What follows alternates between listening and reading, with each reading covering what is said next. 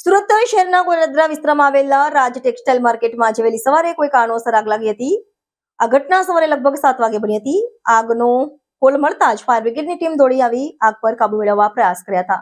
Fire બ્રિગેડને મળેલી માહિતી મુજબ આગ લાગવાની ખબર મળતા જ ઘટના સ્થળે અગ્નિશામક દળની ગાડીઓ મોકલવામાં આવી હતી। અગ્નિશામક કર્મચારીઓ આગ પર કાબુ મેળવવા અને તેને ફેલાતી અટકાવવા પૂરા પ્રયાસો કરી રહ્યા હતા।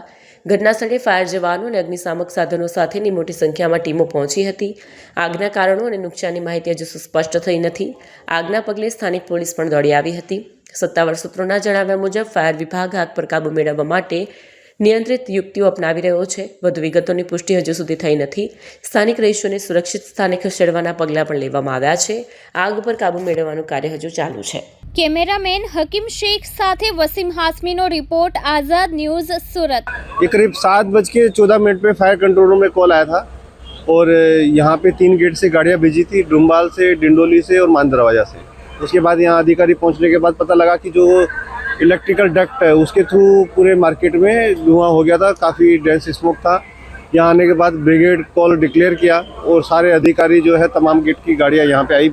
20 से 22 यहाँ पे गाड़ियाँ है। हाइड्रोलिक प्लेटफॉर्म है, टर्न टेबल लेटर है और जो माल 3rd फ्लोर पे 5वें माले पे और लास्ट में टॉप फ्लोर पे 8वें माले पे आग थी और सभी फायर फाइटर्स ने अपना जान जोखिम में डाल के अंदर गए और फायर फाइटिंग की और अभी ये करीब 3-3.5 घंटे की मशक्कत के बाद पूरा फायर अभी कंट्रोल में है। कूलिंग की कामगिरी चालू है। सर कितनी टीम लगी थी और कितना नुकसान हो सकता है और आग लगने का कारण क्या हो सकता है? इलेक्ट्रिकल जो वायर है उसकी वजह से आग लगा था और इलेक्ट्रिकल सप्लाई बंद किया। जहाँ जहाँ वायर जा रहा है वहाँ पे 3-4 फ्लोर पे आग लगी हुई थी और माल ज़्यादा था उसमें दुकानों में, इसलिए काफ़ी धुआं हो गया था। फ्लेम भी थी और 20 से 22 गेट की गाड़ियाँ लगी हुई थी। करीब 100 से 125 लोग के आसपास मैन पावर लगा हुआ है। 7:15 कॉल મળેલો અંજાન વ્યક્તિ દ્વારા કે ધુમાડા નીકળે છે રાજ ટેક્સટાઇલમાં। કોલ મળતાની સાથે જે 5 ફાયર સ્ટેશનની ગાડી ઘટના સ્થળે પહોંચી ગયેલી। ઘટના સ્થળ પર આવતા જાણવા મળેલું કે વધારે પ્રમાણમાં મેન પાવરની અને અધિકારીની જરૂર હોય તો તાત્કાલિક ઘટના સ્થળે પહોંચી ગયેલા અને અત્યારે હાલમાં કામગીરી ચાલુ છે।